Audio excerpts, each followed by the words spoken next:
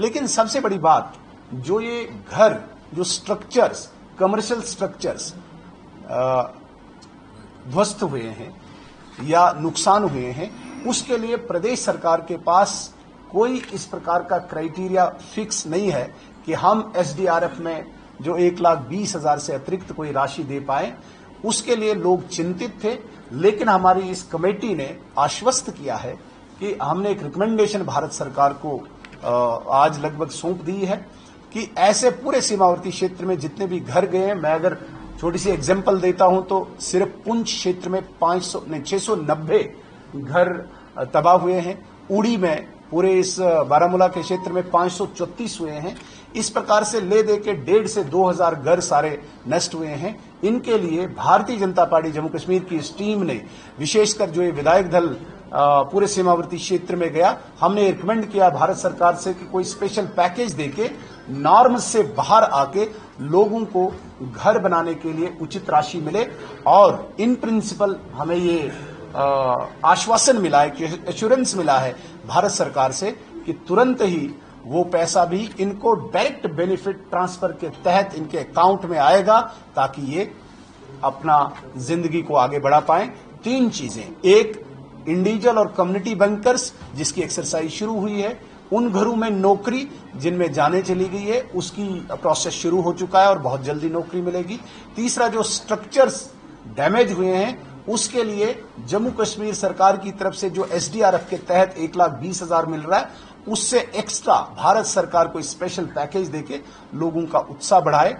तो मुझे लगता है कि बहुत जल्दी हमारी टीम, चूंकि हम कल उपराज्यपाल महोदय से ये सारी बात कर चुके हैं और बहुत जल्दी हम केंद्रीय नेतृत्व के साथ भी मिलेंगे। आने वाले दिनों में यदि इस प्रकार की घटना, अप्रिय घटना, कोई ऐसी अप्रीहेंशन भी है बहुत सारे लोगों को, अगर ऐसी घटना घटती है तो हमारे लोगों को कोई नुकसान न उठाना पड़े, हमारे लोगों को, सीमावर्ती क्षेत्र में रहने वाले लोगों को कोई परेशानी का सामना न करना पड़े, इसके लिए भारतीय जनता पार्टी कमिटेड है इस पूरे सीमावर्ती क्षेत्र के लिए।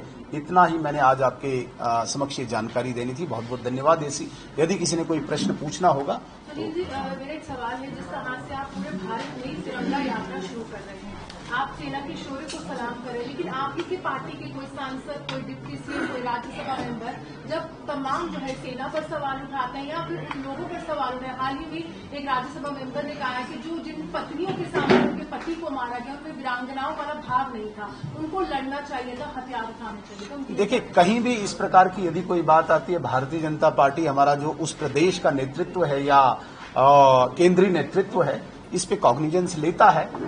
मुझे नहीं पता है एक्चुअल किस बात पर आप मुझे ये प्रश्न पूछ रहे हैं, लेकिन जो कंसर्न वहां पे जो हमारा प्रदेश की इकाई है, जरूर इस पे कॉग्निजेंस लेती है। क्योंकि विपक्ष के लिए बड़ा मुद्दा है, आप सेना को सलाम कर रहे हैं। देखिए, इस सारे ऑपरेशन में कहीं न कहीं भारतीय सेना का पराक्रम और भारत सरकार की दृढ़ इच्छा शक्ति पूरे विश्व ने इस बार लोहा माना है।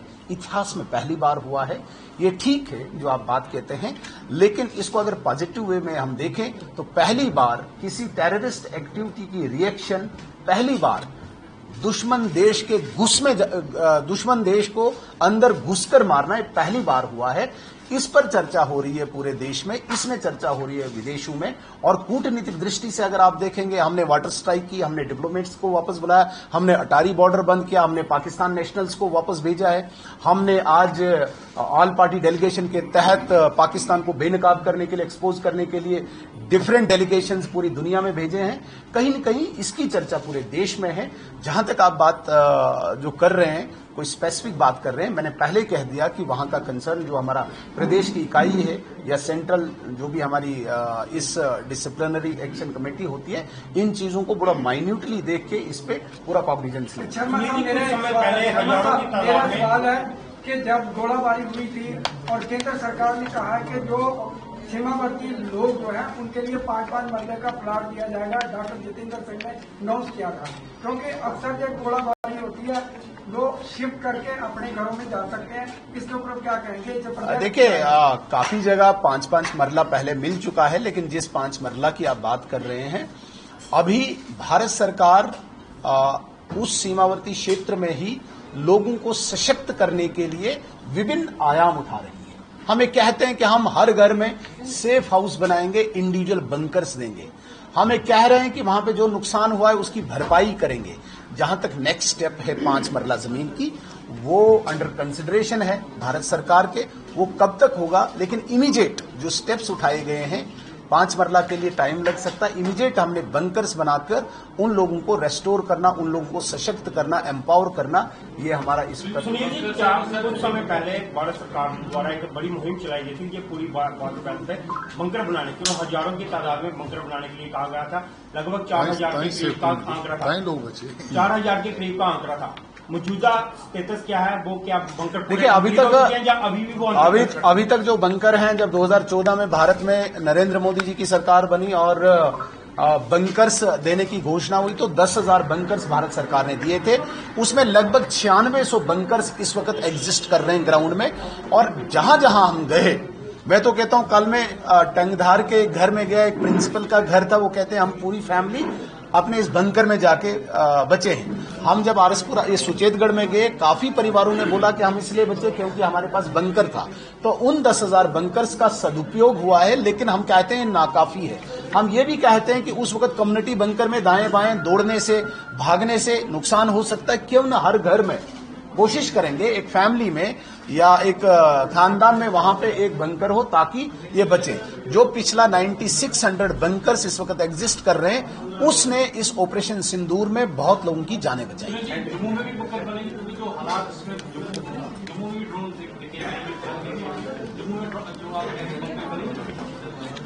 देखिए, बहुत सारी चीजें जो टेक्नोलॉजी की हैं उसमें मैं नहीं करूंगा, मैं एक पॉलिटिकल बात करूंगा। ये टेक्नोलॉजी है, कितना रेंज होगा, कहां तक ड्रोन होगा, क्या किस्म का ड्रोन है। कोई ड्रोन सर्वेलेंस करता है, कोई ड्रोन कोई आईडी ड्रॉप करता है। ये अब तकनीकी चीजें, लड़ाई तकनीकी पे आ चुकी है। अब तो वो आमने सामने की वो है नहीं, वो तो कहीं भी हो सकता है। लेकिन इमीडिएट जो निशाना बनता है वो सीमावर्ती क्षेत्र का व्यक्ति बनता है, इंसान बनता है। उसके लिए अभी ये जो बाहरी गांव से खासकर मंगिया इस समय जम्मू कश्मीर में काफी ज्यादा बदलाव है और गृह मंत्री द्वारा कहा गया है कि उन्हें जल्द से जल्द जो है यहाँ से वापस भेजा जाना चाहिए। लेकिन देखा ये गया है कि कई इलेक्शंस में जो है रोहिंग्यास ने भी अपने वोट कास्ट किए, तो क्या ये डॉक्यूमेंट्स लीगल तौर पे उनके लिए बनाए गए थे या इलीगल तौर पर उन्हें आगे फंसाया गया? मुझे लगता है ये प्रेस वार्ता को डाइवर्ट करेगा ये प्रश्न। इसके लिए मैं अलग से आपको जवाब दूंगा, क्योंकि ये पूरा जो प्रेस का इस वक्त यहाँ पे जमावड़ा है, समूह है, ये फोकस्ड है इस वक्त सीमावर्ती क्षेत्र का। रोहिंग्याज पे हमारी नीति स्पष्ट है, भारत सरकार भी और जम्मू कश्मीर की भारतीय जनता पार्टी की। यदि आपका ये स्पेसिफिक प्रश्न है, इसके लिए मैं अलग से आपको जवाब दूंगा। जो भारत सरकार की तरह से आप कह रहे हैं कि बंकर्स बनाने के लिए, तो क्या बंकर्स बनाने के लिए वो एक कमेटी भी आप उस पर कमेटी बनाई जाएगी कि ये चेक करने के लिए कि बंकर्स वाकई बन रहे हैं? क्योंकि जहाँ हम सीमावर्ती इलाके में गए तो कई लोगों के इनकम्प्लीट थे, कईयों की छत नहीं थी, कईयों की सीढ़ियां नहीं थी। तो इस पे आप क्या कहेंगे? मैम, हम पूरी कोशिश कर रहे हैं कि चूंकि हम अपोजिशन में, हम विपक्ष में हैं और विपक्ष का काम होता है कि सरकार को सतर्क करना। जो भी इस प्रकार की कंस्ट्रक्शन की चीजें होती हैं, वो सरकार का एक सिस्टम है, तंत्र है, वो करता है। चाहे पीडब्ल्यूडी करे या आरडीडी करे या कोई भी डिपार्टमेंट करे, उसके ऊपर सरकार है। भारत सरकार ने पैसा देना है। हमें कोशिश कर रहे हैं कि व्यक्तिगत रूप से हर परिवार बनाए। अगर उसके डायरेक्ट बेनिफिट ट्रांसफर के तहत उसके घर पैसा पहुंचे तो वो बनाए। अगर उसमें भी कहीं कमी त्रुटि आती है या सरकार इन्वॉल्व होके, डिपार्टमेंट इन्वॉल्व होके इस प्रकार की जो आपने बताया कि अप्रीहेंशन है, बहुत जगह पे हमने भी देखा कि इनकम्प्लीट बंकर्स थे, काफी बंकर्स में पानी चला गया है। एक जगह तो यहां आरसपुरा में ये मौत इसीलिए हुई क्योंकि पानी निकालने के लिए उसने जनरेटर लगाना था और वो शॉर्ट से उसकी मृत्यु हुई है। ये बहुत ही आपने उचित प्रश्न पूछा। लेकिन जहां पे भी ये सरकार काम करेगी, हमने पहले भी एलजी साहब को बताया है कि एक पूरा डिजाइन तैयार किया जाए, रिसर्च करने के बाद कोई डिफेंस एक्सपर्ट को लाके रिसर्च की जाए। उसमें हम विपक्ष के नाते वहां पे जा सकते हैं, लेकिन हम डायरेक्ट मॉनिटर नहीं कर सकते। हम विपक्ष में हैं, हम सवाल उठा सकते हैं, कहीं पे ऑब्जेक्शन उठा सकते हैं, लेकिन हम डायरेक्शन नहीं दे सकते आप ऐसे करो वैसे करो। जो डिजाइन फिक्स होगा उस डिजाइन में यहाँ का जो तंत्र है, यहाँ का जो डिपार्टमेंट है, वो अगर कोई दिक्कत करता है या कोई करप्शन करता है या कोई कमी पेशी करता है, उसके लिए विपक्ष के नाते हम अपनी भूमिका निभाएंगे। पिछले कुछ सालों में भारत सरकार का जो बंकर जम्मू कश्मीर में बनाए गए, अब आरोप ये भी लग रहे हैं कि उन बंकर को बनाने में धांधलियां हुई हैं। इसको किस तरह से देखते हैं आप, जो आरोप लग रहे हैं? देखिए, आरोप तो हर जगह लगते हैं, लेकिन उसके लिए डिपार्टमेंट्स हैं, उसके लिए एसीबी है, उसके लिए विजिलेंस है। वो लोग वहां पे जाएं और लगता है कहीं पे धांधली हुई है तो उसको सामने लाना चाहिए। Thank you very much. Thank you, बहुत बहुत धन्यवाद।